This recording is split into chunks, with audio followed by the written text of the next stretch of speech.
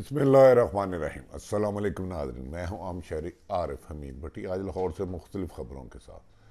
नाज़रीन, एक तरफ तो पाकिस्तान में महंगाई का तूफ़ान बरपा है, दूसरी तरफ लगता है हुकूमत और अपोजिशन के दरमियान फाइनल राउंड की तैयारी है।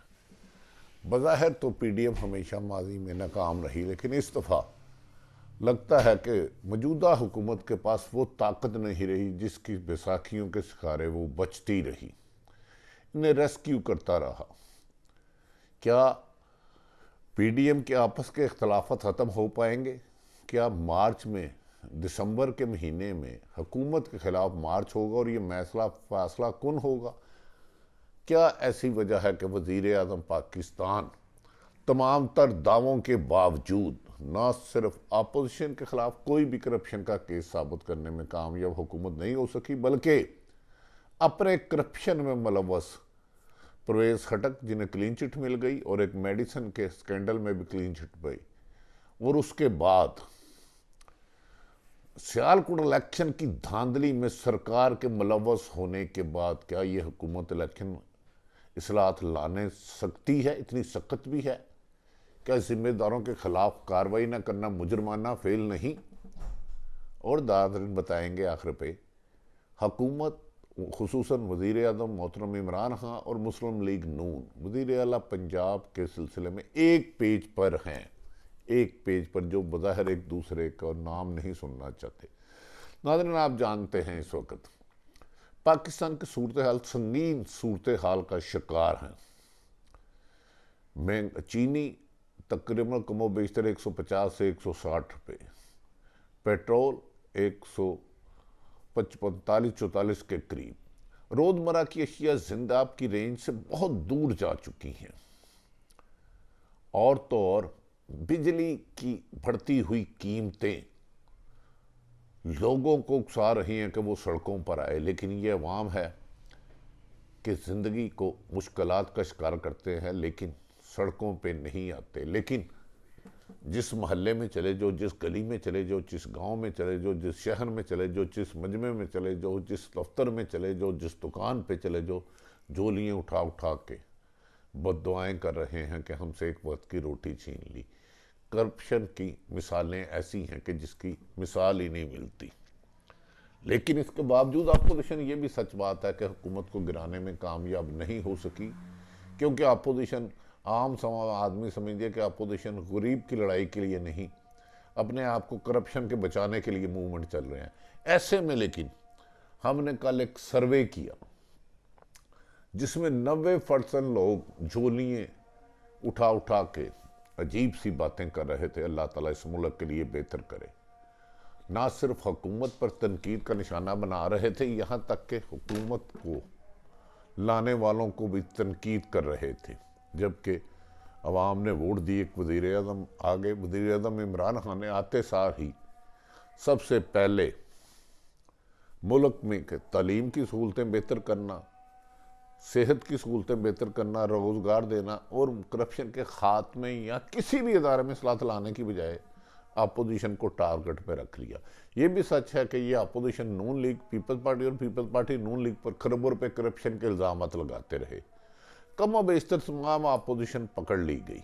वज़ीर आज़म अकेले तनो तनहा उनके खिलाफ कोशिश करते रहे, मगर वज़ीर आज़म की टीम के सियासी और सरकारी अफसर मुखबर रहे नवाज शरीफ एंड फैमिली की, शहबाज शरीफ और एंड फैमिली की एक एक चीज़ उन्हें देती रही।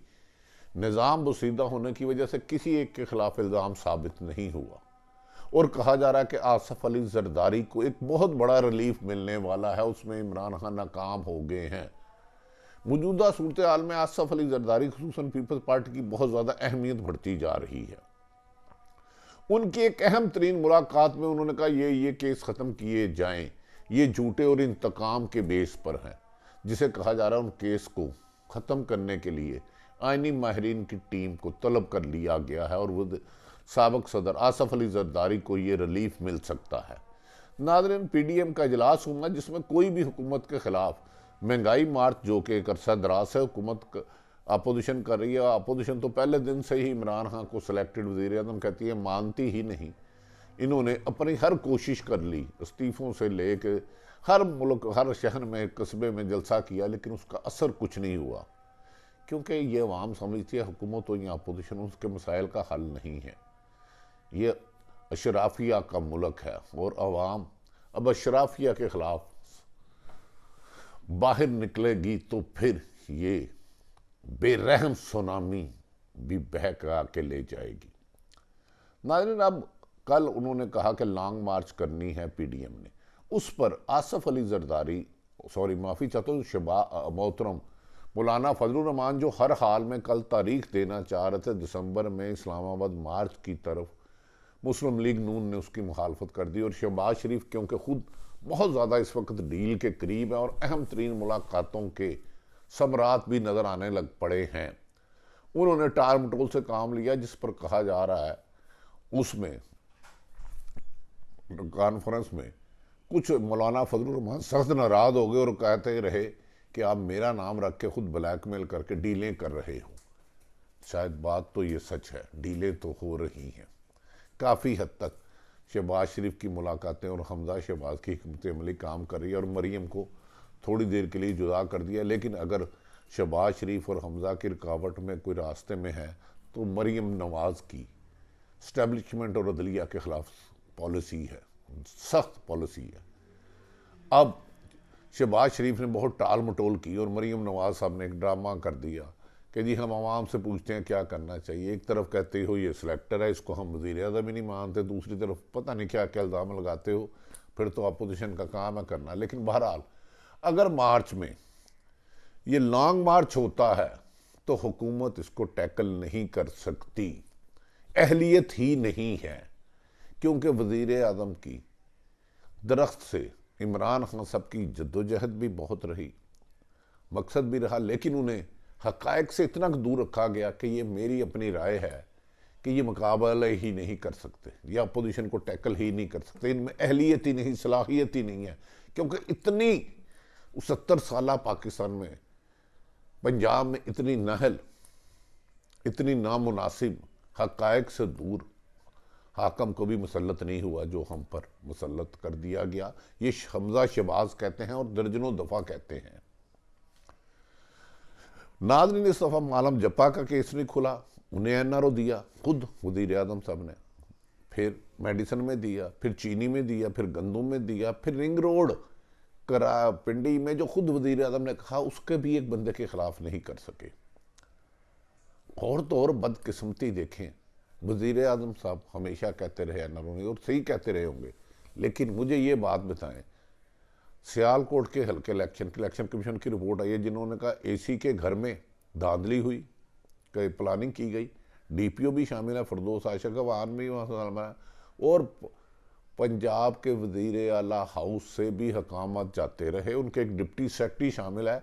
और बाज़ ज़राए ये कहते हैं, गैर मुसद्दका ज़राए, कि इस इलेक्शन की सियालकोट की निगरानी लाहौर के एक हाउस से हो रही थी, जिनको खुद मोहतरम वज़ीर आला पंजाब को 2 दफ़ा नैब लाहौर ने तलब किया, शराब स्कैंडल में और एक पिंडी गंदम स्कैंडल में। अभी तक वो दोनों केस पड़े हैं। सियालकोट की इलेक्शन की धांधली ये साबित कर रही है कि मौजूदा हुकूमत, वज़ीर आज़म इमरान खान ही कह रहा है यहाँ इमरान खान साहब से हक़ाइक़ से दूर रखा है, तो ये भी उनकी गलती है कि उनके नीचे इतनी धांधली हुई और उन्हें क्यों नहीं पता चला। और सरकारी मशीनरी का बेदरेग इस्तेमाल, ज़ालमाना इस्तेमाल, कि प्रेसिडिंग अफसरों को अगवा कर लिया गया, नामालूम में लेके गया, लेकिन अभी तक वज़ीर आज़म ने किसी एक के खिलाफ कार्रवाई नहीं की। क्या ये मदीने की रियासत है कि सरकारी अख्तियारात से नजावज़ करके इलेक्शन में धांधली कराए? ये तो मदीने वाले नबी पाक मोहम्मद सल्लल्लाहु अलैहि वसल्लम तो इन चीज़ों का तसव्वुर भी नहीं करते थे। वो तो किसी को बद्दुआ नहीं देते थे, किसी के साथ जुल्म ज़्यादती करना तो दरकिनार। क्या इस इलेक्शन कमीशन की रिपोर्ट जो सियालकोट के इलेक्शन में आई है, जिसमें पीटीआई हारी और नून लीग जीती, उसके बाद इस हुकूमत पे यकीन किया जा सकता है ये सलाहियत करने की अहलियत रखती है या कर सकती है? यहाँ तो वज़ीर आज़म फौरी तौर पर सियालकोट धांधली के तमाम जिम्मेदार, चाहे वो सरकारी अफसर हैं या सियासी, उन्हें फौरी तौर पर 3 दिन के अंदर अंदर 72 घंटों के अंदर अंदर कानून के खिलाफ कार्रवाई करे, उन्हें गिरफ्तार करें कि उन्होंने शफाफ इलेक्शन के लिए इमरान खान ने 22 सालों जदोजहद की और उनके अपने दौर में दुनिया का बदतरीन करप्ट इलेक्शन हुआ, जिसकी इलेक्शन कमीशन की रिपोर्ट बता रही है, मैं नहीं बता रहा, कि एक एसी सरकारी अफसर के घर और एक डीपीओ निगरानी कर रहा है और लाहौर से हाउस से हकामात दिए जा रहे हैं। पंजाब हुकूमत की निगरानी में अपोजिशन कहती है कि इन्होंने धांधली की। ये उस वक्त भी अपोजिशन ने, नून लीग ने कहा कि सियालकोट के इलेक्शन में बदतरीन धांधली की गई, फायरिंग की गई, इतना टर्न आउट ना हो। ये वज़ीर आज़म का अपना इम्तिहान आ गया है। जो मदीने की रियासत कायम करने के दावेदार हैं, उनका इम्तिहान है कि मदीने में ऐसे जुल्म का तो तसव्वुर से ज़मीन कांप उठती थी, आसमान फट जाता था। लेकिन अब वज़ीर आज़म पे देखना है कि वो इस रिपोर्ट के बाद जिम्मेदार जो भी हैं क्रॉस द बोर्ड कार्रवाई करते हैं नहीं करते, जबकि तहरीक इंसाफ के किसी एक शख्स के खिलाफ भी अरबों रुपए के करप्शन के आने के बाद कोई एक केस नहीं खुला। लेकिन अब अगर लॉन्ग मार्च पीडीएम करती है और पीपल्स पार्टी साथ दे देती है, मैंने कहा आसफ अली जरदारी को एक नया रिलीफ मिल चुका है और उनके खिलाफ अहम केस खत्म होंगे, जो मर्जी कोई कर ले। अगर दिसंबर में, जिसके कोई आसार नहीं है, पीडीएम एहतजाज करती है, पंजाब से ले जाती है, तो इस हुकूमत को बज़ाहिर, इस हुकूमत के सियासी इमरान खान को निकाल के कह रहा हूँ, और नादान दोस्त जो आज भी बज़ाहिर इस हुकूमत के साथ है, वज़ीर आज़म के साथ है, लेकिन अपोजिशन का एजेंडा और किसी और का एजेंडा टो कर रहे हैं, और इनमें ब्यूरोक्रेसी बड़े पैमाने में शामिल है पंजाब की। अब पंजाब में एक सहाफ़ी को मरवाने की हिकमत अमली बनाई जा रही है, यहाँ उसको धमकाया जा रहा है। मैं ये तो नहीं कह रहा ज़िंदगी मौत तो ऊपर माल के पास है, जब इंसान पैदा होता है उसकी मौत का वक्त है, उसको डराया धमकाया जा रहा है मुख्तलिफ तरीक़ों से। अल्लाह ताला उसकी भी हिफाजत करेगा इंशाअल्लाह ताला। लेकिन नाज़रीन, आखिर में बात ख़त्म करता हूँ, अगर ये एहतजाज गया तो हुकूमत को अपना बचाना मुश्किल होगा, लेकिन ताहम पीडीएम में इतनी अहलियत नहीं है। लेकिन महंगाई का दौर, अगर अपोजिशन के साथ मिल गए महंगाई के सताए हुए लोग, करप्शन के सताए हुए लोग, जुल्म के सताए हुए लोग, तो फिर मेरा ख्याल है एक बड़ा तूफ़ान आ सकता है और ये फाइनल मुकाबला हो सकता है। उसमें जो बचेगा देखें क्या होता है। लेकिन नाज़रीन, एक बात बता दूँ, इन 3.5 सालों में वज़ीर आज़म इमरान खान और 22 साल उनकी जद्दोजहद में उन्होंने करप्शन के ख़िलाफ़ खूब जहाद कोशिश की। हर तकरीर में करप्शन को बुरा भला कहा, अख्तियारात से तजावुज़ को कहा, गुड गवर्नर लाने का कहा, दो नहीं एक पाकिस्तान का कहा। ला के 3.25 साल इसमें उन्हें कामयाबियाँ नहीं हुई। लेकिन इन 3.25 सालों में मैंने एक चीज़ 100% की। कल नून लीग के 5-6 लोगों से मुलाकात, वो राब्ते की बहुत ज़्यादा।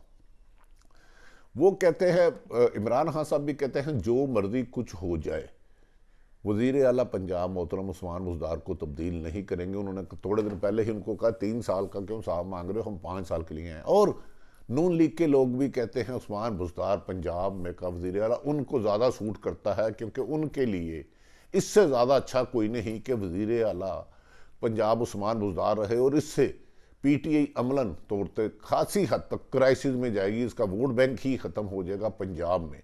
इसका मतलब है, वाहिद एक नुक्ता है पिछले 3.25 सालों में नून लीग और नवाज शरीफ वज़ीर आला पंजाब को, पंजाब का वज़ीर आला रहने पर एक नुक्ते पर है। इसकी वजूहत क्या है मुझे नहीं पता, लेकिन पीटीआई के लोग कहते हैं आने वाले दिनों में वज़ीर आज़म ने अगर अपने करीबी खुशामदी करप्ट लोगों से जान ना छुड़ाई और जिन्होंने पीटीआई के लिए, उनके लिए जदोजहद मेहनत की, उन लोगों को ना लाया, तो उनके लिए अगले इलेक्शन में सिंसियर वर्कर, बेलौस वर्कर, 24 घंटे काम करने वालों की कमी महसूस होगी। पीडीएम में दम हम नहीं, लेकिन हुकूमत को अपनी रिट कायम करने के लिए, कानून की हुक्मरानी करने के लिए, और जो वज़ीर आज़म इमरान खान ने अपने मंशूर और इलेक्शन से वादा किया उसके 10% वादे पूरे कर दें। वज़ीर आज़म साहब वक्त तेज़ी से गुजर रहा है, तेज़ी से गुजर रहा है, और आसफ अली जरदारी को एक बहुत बड़ा रिलीफ मिल चुका है, जो आपको भी शायद चंद दिनों में टीवी से ही पता चले। अक्सर आप फरमाते हैं कि ये बात तो मुझे अगले दिन टीवी से पता चली। वज़ीर आज़म को मिल चुका है, साबिक़ सदर आसफ अली जरदारी मिल चुका है। हाँ, आपकी और नून लीग की वज़ीर आला पंजाब के एक पेज पे आने की बात समझ से बाला है, लेकिन यकीनन आप हाक में वक्त हैं, आपकी मर्जी, जिसे मर्जी वज़ीर आला बनाएं, जिसे मर्जी चीफ सेक्रेटरी तरक्की तबादले करें, पोस्टिंगें दें, ये आपकी जिम्मेदारी है। लेकिन आप जो करेंगे इस पर सवाल आवाम से करेगी, क्योंकि आप हाक में वक्त हैं, किसी एक जमात के, मेरे भी और पूरे मुल्क में भी। अल्लाह ताला पाकिस्तान की बेहतरी करे। एक तरफ भारत कि हर तीसरे दिन चीन दुर्गत बना रहा है, मार मार के दुम्बा बना दिया, और आजकल वायरल भी है। अल्लाह ताला पाकिस्तान को भी ऐसी हिम्मत दे कि वो भारत जो पाकिस्तान के खिलाफ साजिश करता है उसकी दुर्गत बनाए, जिसका हमें पाक फौज पर पूरा यकीन है। पाकिस्तान जिंदाबाद।